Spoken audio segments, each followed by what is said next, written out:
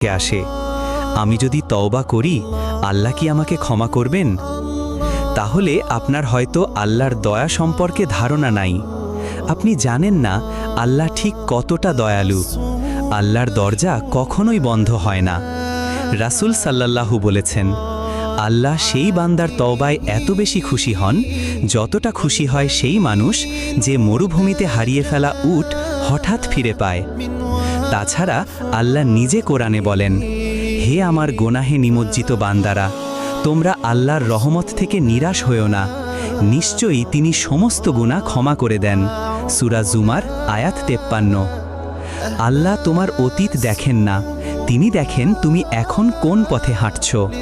একটা খাঁটি তওবা তোমার পুরা জীবনটা বদলে দিতে পারে, দুনিয়াতেও আখিরাতেও। তাই এখনো দেরি হয়ে যায়নি, তওবা করো, ফিরে আসো, আল্লাহ তোমার অপেক্ষায়